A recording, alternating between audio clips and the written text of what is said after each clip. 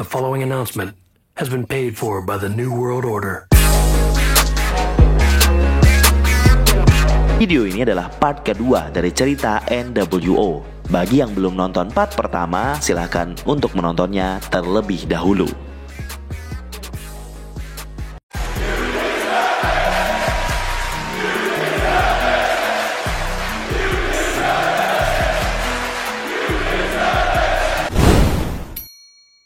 Teman-teman, jangan lupa support channel ini dengan subscribe, super thanks, Saweria, dan tidak skip iklan. Terima kasih.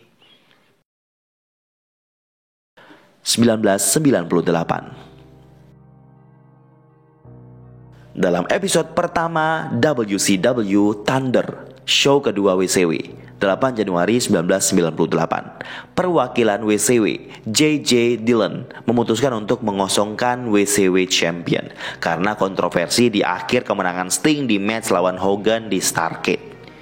Ia kemudian mengumumkan bahwa rematch akan terjadi di Super Brawl 8, Sting versus Hogan. Di show tersebut, di WCW Thunder, Sting berbicara untuk pertama kalinya sejak ganti gimmick. Ia bilang ke Dillon bahwa Dillon adalah pengecut. You got no guts. Kemudian ia bilang ke Hogan, kau akan mati. You're a dead man. Sementara itu, NWO kedatangan member baru, Dusty Rhodes, Bryan Adams, dan Ed Leslie, The Disciple. Beberapa waktu kemudian, Hulk Hogan dan Randy Savage mulai ada isu satu sama lain. Pasalnya, Randy kesal karena match besarnya sering diganggu member NWO termasuk Hogan. Mereka sempat adu argumen tapi tidak sampai bertengkar. Di pay-per-view Super Brawl 8, Sting berhasil kembali melawan Hogan dan menang title-nya kembali. Dalam acara yang sama, Scott Steiner mengkhianati saudaranya dan bergabung ke NWO. Kemudian, Randy Savage memperjelas keinginannya dan ia bilang dia tidak butuh bantuan NWO yang ingin menantang Sting untuk membawa title kembali ke NWO. Intensitas antara Hogan dan Randy semakin memanas setiap minggu, sampai akhirnya mereka bertanding untuk menyelesaikan masalah mereka satu sama lain dalam Steel Cage Match. Sayangnya match berakhir no contest. Di malam yang sama, Scott Hall kalah dari Sting. Cerita kemudian berlanjut di mana Randy Savage bilang ke Hogan, ada member NWO yang ingin mendepak dia dari grup. Setelah member NWO, Six, dipecat oleh WCW, Kevin Nash protes ke Hogan dan Bischoff yang memimpin acara. Hogan malah bilang kalau Six sudah tidak layak di sini. Perbedaan visi di dalam tubuh NWO semakin menjadi-jadi. Randy dan Kevin Nash kemudian tersadar kalau Hogan hanya peduli dengan dirinya sendiri. NWO hanya dinomor duakan. Kevin Nash kemudian berada di pihak Randy Savage kala itu, karena Hogan seringkali mengganggunya agar tidak menang lawan Sting. Pasalnya kalau Nash menang, dia harus lawan Nash untuk mendapatkan WCW title. Kevin Nash mensupport Randy Savage di feud-nya melawan Sting. Nash juga bersedia tag team dengan Hogan melawan Piper dan The Giant di Spring Stampede. Walau mereka menang, Hogan menghajar Nash setelah match. Sementara itu, Randy Savage berhasil menang WCW title dari Sting karena dibantu Kevin Nash. Di malam berikutnya, di Nitro, Hogan menantang Savage untuk titlenya. Dalam match tersebut seperti diduga, member NWO membantu Hogan. Kemudian Kevin Nash muncul untuk menghajar Hogan dan berhasil powerbomb. Saat ia masih fokus dengan wasit, Bret Hart muncul dan menghempaskan title ke Kevin Nash dan mengubah posisi Hogan agar bisa menang. Malam itu berakhir dengan kemenangan Hogan yang berhasil membawa title pergi. Ini jadi sinyal bahwa NWO terbagi menjadi dua faction. 4 Mei 1998, Kevin Nash dan Randy Savage muncul dengan memakai baju hitam dan logo NWO berwarna merah. Ini berlawanan dengan logo putih yang dimiliki NWO. Mereka menyebut diri mereka sebagai NWO Wolfpack. Kemudian banyak member yang bergabung seperti Conan, Miss Elizabeth, Kurt Hennig, dan Rick Rude. NWO hitam putih yang dipimpin Hogan kemudian lebih dikenal dengan nama NWO Hollywood, beranggotakan Eric Bischoff, Scott Steiner, Scott Norton, Vincent, The Disciple, dan Bryan Adams. Bret Hart yang mendukung Hogan tidak pernah disebut sebagai member NWO. Di masa ini Scott Hall dan Buff Bagwell tidak aktif ya, jadi posisi mereka masih belum jelas mendukung siapa. 17 Mei 1998, Slamboree Pay-Per-View. Scott Hall akhirnya return. Dia return dan memakai baju hitam dan merah. Ia gabung Wolfpack bersama sahabatnya, Kevin Nash. Tapi tidak lama setelah itu, Scott Hall mengkhianati Nash dan bergabung dengan NWO Hollywood bersama Hogan. Di malam yang sama, Randy Savage cedera lutut parah dalam match melawan Roddy Piper. Ini membuat dia harus off selama hampir setahun di WCW. 25 Mei 1998, Lex Luger bergabung dengan NWO Wolfpack. Ia merasa Wolfpack adalah tempat yang tepat baginya. Lex pun mengajak Sting untuk juga ikut bergabung bersamanya. 1 Juni 1998, Sting bergabung ke Wolfpack. 14 Juni 1998, Curt Hennig dan Rick Rude turn heel kembali ke NWO Hollywood. 6 Juli 1998, Hogan kalah dan kehilangan titlenya dari Goldberg.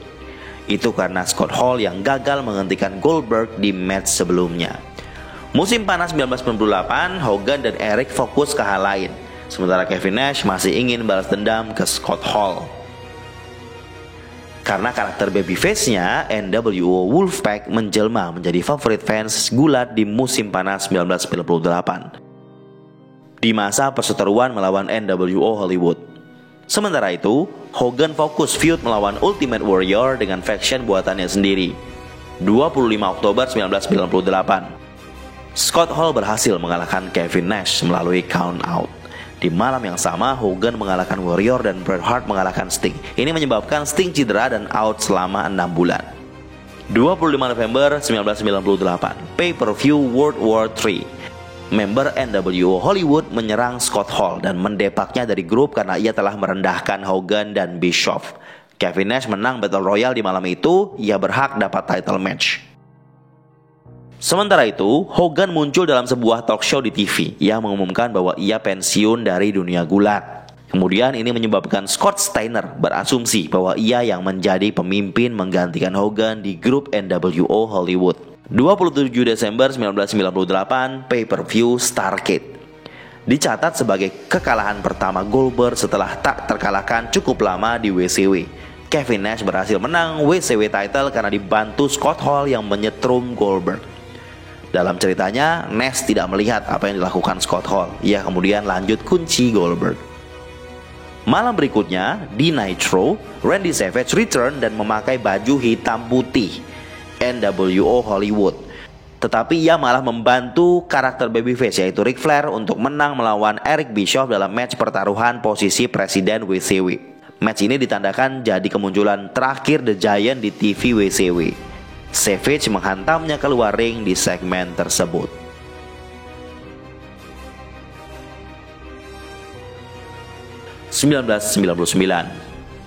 Insiden The Finger Poke of Doom. 4 Januari 1999, episode Nitro. Goldberg diskejulkan akan rematch title melawan Kevin Nash. Sebuah keputusan sepihak dilakukan NWO. Mereka mengubah match begitu saja, menggantikan Goldberg dengan Hogan yang kembali dari pensiunnya. Matchnya menjadi Hogan versus Kevin Nash untuk WCW title. Match itu menjadi segmen paling menyebalkan yang pernah terjadi di industri gulat. Segmen itu dikenal dengan nama The Finger Poke of Doom, colekan maut. Saat bel dibunyikan, ekspektasi penonton akan jadi match keren karena feud besar Hogan dengan Kevin Nash selama ini.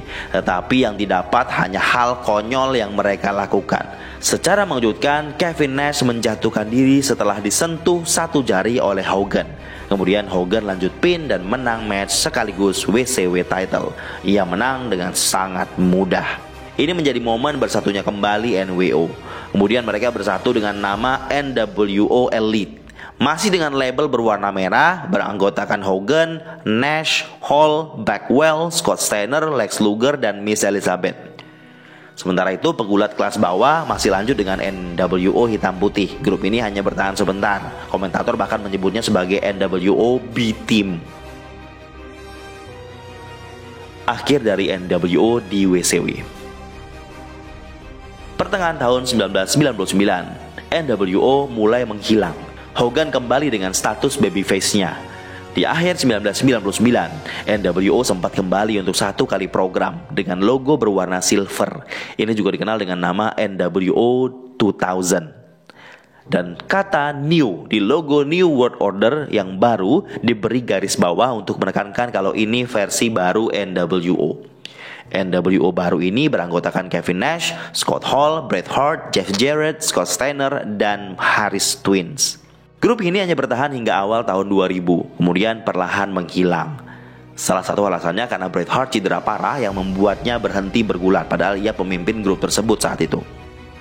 Bukan hanya NWO, WCW pun mulai menurun popularitasnya dan ditinggalkan fansnya. WWF berhasil mendominasi industri di masa ini.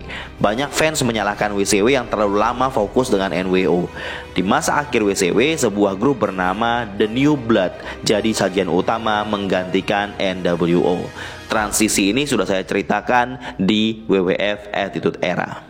Cerita peperangan Monday Night Raw WWF melawan WCW sudah pernah saya ceritakan di beberapa video di channel ini. Era NWO WWE. Setelah WWF membeli WCW di tahun 2001, Vince membawa Hogan kembali ke WWE, lengkap bersama Hall dan Nash. Mereka debut NWO di WWE saat No Way Out 17 Februari 2002. Di storyline ini, NWO datang sebagai bagian dari pendukung McMahon untuk menghancurkan WWF yang kala itu juga dipimpin oleh Ric Flair. Akan tetapi kelanjutan cerita NWO tidak berjalan lama karena Hogan keluar NWO setelah kalah dari The Rock di match ikonik WrestleMania 18, Icon versus Icon. Hogan dihajar Hall dan Nash setelah match. Dalam kenyataannya, hal ini dikarenakan fans banyak yang mendukung Hogan saat ia kembali ke WWE, melebihi sorakan penonton untuk The Rock saat itu. Hogan kemudian menjadi babyface bersama The Rock untuk melawan Nash dan Hall. Itu jadi cerita yang sangat memanjakan fans saat itu. Setelah itu, Nash dan Hall membawa dua mantan member NWO yaitu X-Pac dan The Big Show beberapa bulan kemudian. Reuni NWO di WWE tidak berjalan lama. Ditambah lagi Scott Hall dipecat WWE bulan Mei karena masalah kecanduan alkohol. Kemudian Ric Flair jadi semi-member NWO setelah ia mengkhianati Stone Cold. Sebagai owner brand Raw, Ric Flair menjadwalkan Lumberjack match Austin melawan member baru NWO. Dialah Booker T. Momentum yang kurang pas untuk Booker T saat itu, karena ia baru saja dapat segmen konyol pakai kostum dengan Goldust di malam itu. Dia jadi tidak terlihat kuat setelah debut menjadi member NWO. 3 Juni 2002, member baru lagi diumumkan oleh Kevin Nash. Dia adalah Shawn Michaels. Michaels menjadi member yang mendepak Booker T dari NWO. Beberapa minggu setelah itu, McMahon membubarkan NWO 15 Juli 2002. Itu karena Vince sudah kembali memiliki kendali penuh terhadap WWE. Dalam kenyataannya, alasan yang jelas dari keputusan WWE ini adalah karena X-Pac sempat pingsan sebelum acara dan Kevin Nash cedera otot dan terpaksa berhenti di tengah match. Ini membuat Nash harus off beberapa bulan. Membubarkan NWO saat itu adalah keputusan yang terpaksa harus dilakukan. Ironisnya, McMahon membubarkan NWO di malam yang sama saat Eric Bischoff, sang kreator NWO, debut di WWE secara mengejutkan. Eric debut sebagai General Manager brand Raw. Setelah itu, member NWO sempat kembali bersatu dalam promosi gulat TNA, Total Non-Stop Action tahun 2010, yang sekarang sudah dikenal dengan Impact Wrestling. Karena nama NWO tidak bisa mereka pakai di sana, mereka menyebut diri mereka sebagai The Band. Semua member NWO utama sempat mendominasi di usia tua mereka seperti Hogan, Eric Bischoff, Kevin Nash, Scott Hall, dan juga X-Pac. Semua ada di sana. Kombinasi dengan pegulat-pegulat muda di TNA memberi warna tersendiri bagi grup tersebut. Tetapi cukup jelas, fans juga menyadari bahwa saat itu sudah bukan eranya lagi. Alhasil, tidak sampai setahun, reuni mereka pun berakhir dengan sendirinya. Banyak dari penggemar gulat di era sekarang hanya mengenal NWO dari video-video lama dan dokumenter tentang mereka. Sementara itu, sebagian dari kita memang mengalami dan menyaksikan sendiri bagaimana aksi mereka di televisi. Apapun itu, semua sepakat mengakui kalau NWO adalah grup wrestling yang paling fenomenal yang pernah ada.